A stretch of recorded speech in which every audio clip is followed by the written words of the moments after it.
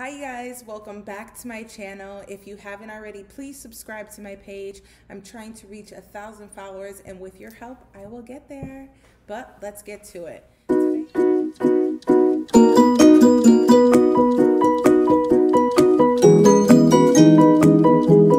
Today we're going to be talking about how to register your child for school in Florida. So if you're like me and you moved from another state to Florida, you're probably wondering, how the heck do I register my kid for school? Where do I go? What do I do? How do I do it? Well, this is a whole video for you guys. So the first thing we're going to talk about is public schools. Public schools in Florida have a very bad rap, but there's a lot of them that are good, and there's some that are low rated. But you have to understand that Florida does not, they're not a tax state. You don't have to pay your state taxes down here. So since you don't pay state taxes in Florida, the public schools are not state funded. So they're lacking money, and then, they're not getting teachers, or, kids are failing, or they all go by grades, test scores, and reading scores. So you always have to look and do your research on the schools that you want your child to go to.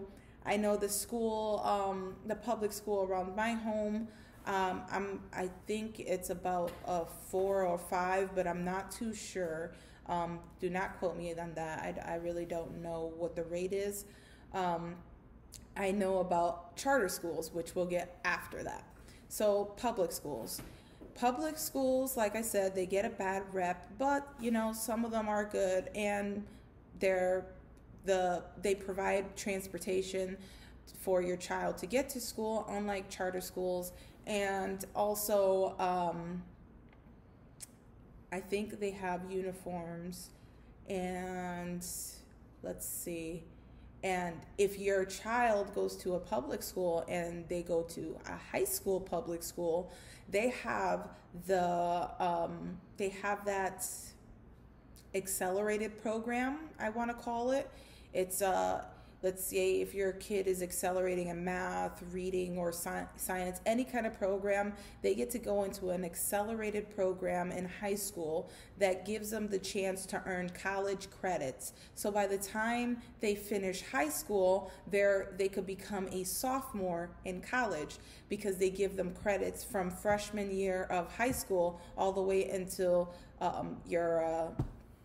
your final year of high school, and then you're already accumulated all those credits for your college, and you get to become a sophomore instead of a freshman in college. So that's a good thing about public schools that charter schools really don't do. They offer an accelerated program in high school, so your child can earn school credits, and it's all for free. You don't have to pay for an accelerated program, and you don't have to pay for those college credit programs or anything like that. They do it completely for free. If your child is striving in some academic stage, or they want to go into that program and they're doing very well in school, I highly recommend that your child does an accelerated program, so they can get those college credits and get a good head start for college. And it's really good. They're learning lots of stuff. It's an accelerated program, so they're on a different level than other kids in their school.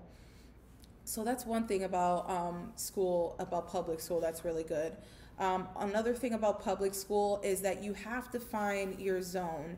So the first thing you want to do when looking for a school around your area or in your county, you want to go look up in the public school zone.org or something like that. I really can't remember, but I will leave all the details down below in the description for you guys if you need to look up a zoning or anything like that. All that information will be down below.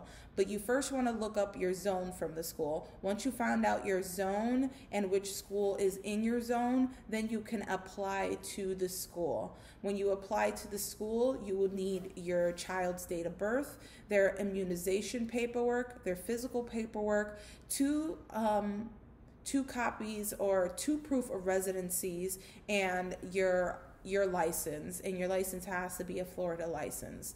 So that's everything you will need, and we'll get more into the physical and the immunizations after I talk about the charter schools. So once you find out your zones and everything, you can just call up the school, or you can even show up at the school, pop up at the school, and you can ask them what you need to do to get started and how to register your child, and they will help you from there. Now, charter schools. Not all charter schools are tuition based.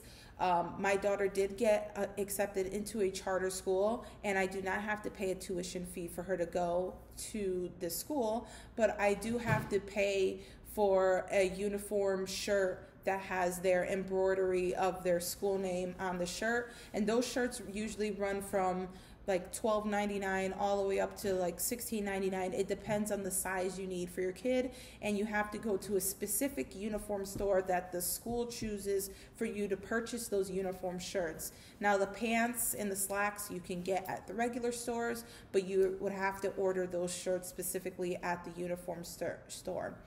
Charter schools, from what I've heard, I don't know if this is true or not, but they're not really good for kids with disabilities. So if your child has a special disability, I have been told by many parents around my area that a charter school is not good for that. You want to put them either in a specialty school or in public school where they can help them,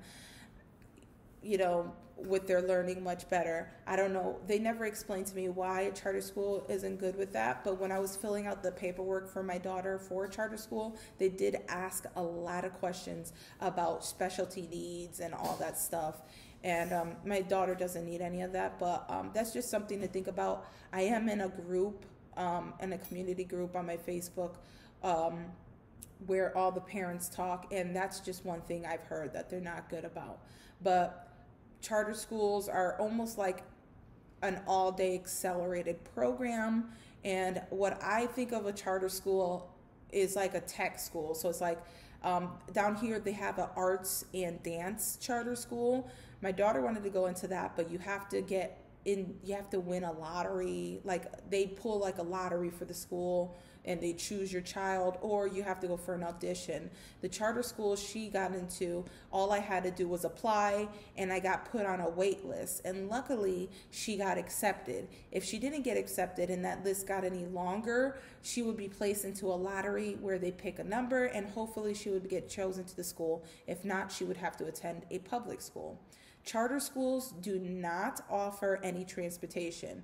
You have to carpool them. You have to bring them to and from school every day. Now, during this rough time in COVID, there are different schooling you can choose from. I know there's a lot of parents out there that do work, and they can't afford to stay home with their child and do homeschooling. So in Florida, I don't know if they're doing it anywhere else, but in Florida, they are giving parents the choice to either send your child to school, or you can choose e-schooling. You can choose to put them in half in school, half online, or you can choose to homeschool your child. Now, if you choose to send your child to school, they would have to go with 2 reusable face masks, and they would have to wear their mask all day. I don't know about you guys, but I know my child is not wearing a mask all day, and I can't even wear a mask all day. I feel claustrophobic. I feel like I can't breathe. And imagine a child having to do that in the Florida heat all day in the school. So I'm definitely not choosing to let her go to school. And she does have a uniform. So if I choose to put her in e-schooling, I'm not too sure if I have to still purchase a uniform. I am going to still purchase maybe 2 or 3 of her embroidered shirts, just in case by a miracle they do get back to school and our daily lives get back to normal. She will have her shirts, and I won't have to be rushing for that time. But for now, I am choosing to do e-schooling. So once I am done submitting all her paperwork, I can file a form of intent, and I get to choose to put her in school, half and half, or e-school. E-school is when a teacher is assigned from the school that you chose, and they give you a lesson plan. You have to log in at a certain time, and it's that teacher teaching your student, keeping track of your student, and you're just logging them into the computer every day online, making sure they do their homework and pay attention in class. And it's like a virtual online class thing, but by the school, from the school teachers. So I do have a choice to pick that. I think all the schools in Florida are giving the choice for parents to pick. You can also choose for your child to go half a day in school and then half a day online. Now, I don't know exactly how that works. I don't know if 2 out of 3 days your child is in school, or if they're literally going to school half a day and then half a day doing the rest online. I really don't know about that, but I wouldn't consider that either, because I don't want her going to school. I don't want to put her through the having to wear a mask all day, because if I can't do it all day in the heat, I definitely know my 8-year-old cannot do that all day. So those are the 3 options the school's giving you. You also have the option to put your child in homeschooling, which then you would have to fill out, you would have to send a form of stating that you are withdrawing your child from the school system or the school district, and you are going to place them in homeschool. You then have to mail that letter to the superintendent. Once the superintendent receives that letter, you then have to go apply your child into a homeschooling program within your county, and they give you all the resources for your child after you apply. I don't know if they charge anything for that. I don't know if the resources like the books and everything are free. I honestly don't know.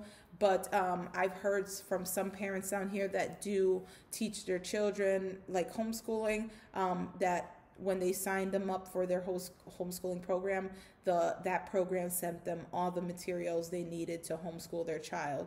Now, if you do homeschool your child, you have to keep a portfolio of everything you do with your child. All the writing assignments, the math assignments, everything. You're basically the teacher keeping a grade book and all the materials in a folder for a year. Once the year is up, you have to send that portfolio to the superintendent so they can look through it, see if your child is doing well. If they are not exceeding and doing well in the homeschool program, they then send you a little letter saying this is what they need to improve on. If they don't improve on, you have to try different measures. I don't know if they make you put them in private school or charter school, but I think at that point they're like, look, this is not working out for you. You got to change something. You got to do something. So you're the teacher, you're doing the lesson plan, you're the one doing everything with homeschool, and you have to keep that portfolio for 2 to 3 years just in case they audit you and want to check up, and they want to see what you're doing and what your lesson plan is. E-schooling, like I said, they give my child an assigned teacher from the school that I choose, and they do the lesson plan. They do everything. Homeschooling is all about you doing it for your child, and that's a lot of work for people to do sometimes, especially when you're a certain age and you don't remember half of the things you learned in school. So whoever does that, you got to make sure you're really dedicated to teaching your child and dedicated to actually, putting in that effort to do it every day and be consistent and not be lazy. Because I know some people who do homeschooling, they would tell me, yeah, my mom just let me do whatever I want and she just passed me. And you don't want to do that. You want your child to have an education. I know I want my child to have an education. So, and I know I'm not really good at the lesson planning thing. So I rather help her with homework and help her with assignments, but have the teacher build up a lesson plan for her and what she needs to do and what she'll be doing at her grade level. So those are the options that you guys can choose for Florida schooling. Now, to get your child in school, if you've moved from a different state, they would have to have their physical done within that between 12 months. So if your child had a physical in between 12 months, around 12 months. It can't go over 12 months. So if they had their physical within 12 months, you can use your physical from out of state and give it to the school. If it has been more than 12 months, then your child had a physical, you then have to set up an appointment in Florida to then get a physical for your child. If you have, you need immunization. My child has all her immunizations done, so all I had to do was call her doctor from Connecticut and have them fax it over to her new doctor in Florida. And what they do, they charge you a small little fee to transfer all the immunizations into Florida immunizations for the Florida schooling.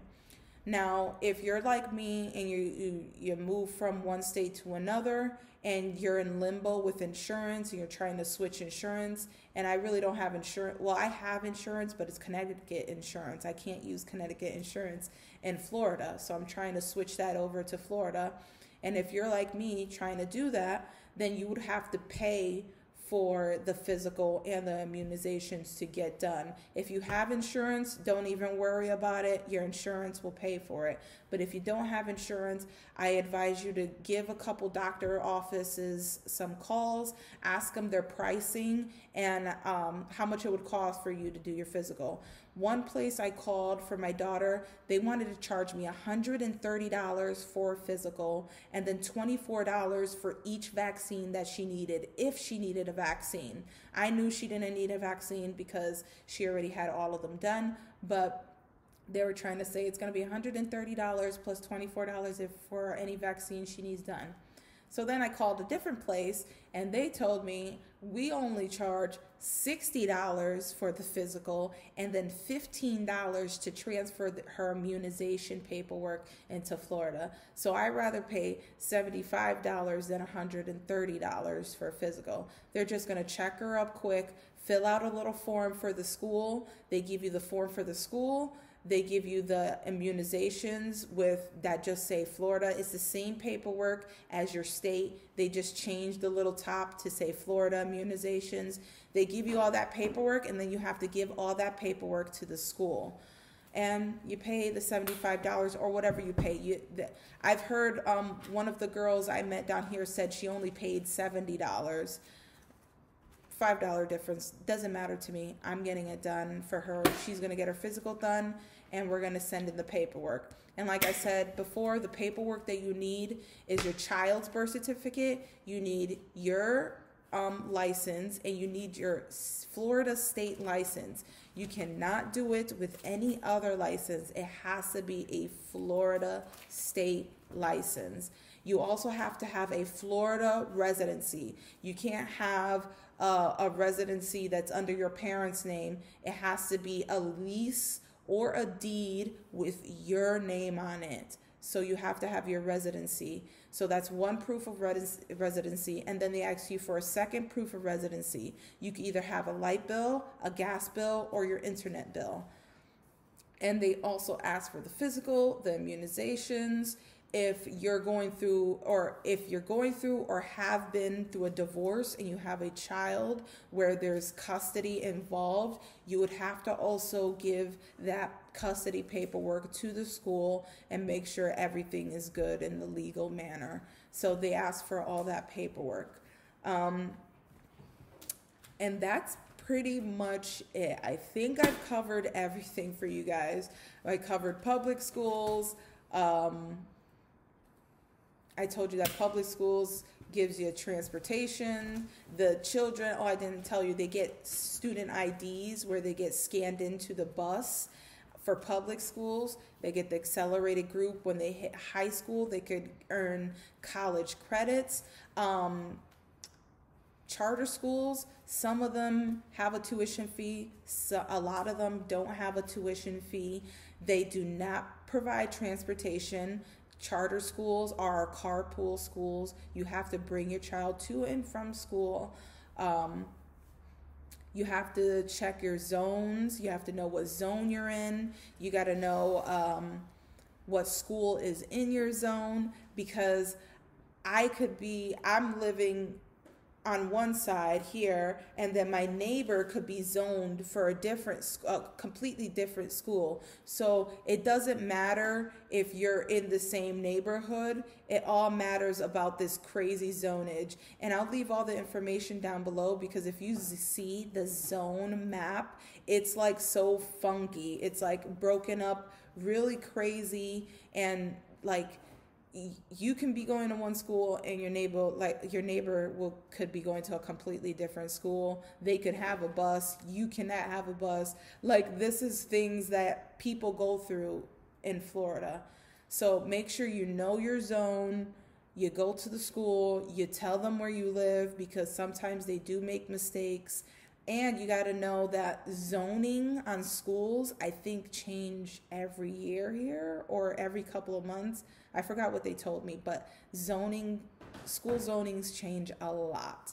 And they go through a lot of principals and a lot of teachers. And like I said, the schools aren't really state funded, so that's what you have to deal with when the schools aren't state funded. A lot of people in Florida homeschool their child. I will be doing e-schooling. I chose to put my daughter in a charter school. It's like an accelerated school, and that's what we're going to be doing for now. But I will leave all the information down below for you guys, where you can find your zoning, what paperwork you might need, or anything like that. And if you guys have any questions or concerns, you guys can always leave questions down in the comments below, or you can DM me on Instagram at The Crazy Life of Jess. I'm always here to help you guys. I love answering your questions. I love helping you. I'm here to help. I know where you guys come from. If you're coming from another state, I was one of those people searching the internet, searching YouTube videos, trying to find out how to do things. So I'm here to help you guys with any questions you need. But I think I have covered maybe all the questions that everybody has sent to me. And I hope I have. If I haven't, just like I said, leave your questions down below, and I'll leave the information in the description. Again, if you like this video, please give it a thumbs up. Hit that notification button so you know whenever I come with a new video. I come out with a lot of information videos on Florida, or whatever you guys might want me to do. I also have fun other videos if you like to see that about Florida, and just random other videos. And if you haven't subscribed already, please subscribe to my page. I'm trying to reach 1,000 followers, and with your help, I will get there. But as always, love you guys. Until next time.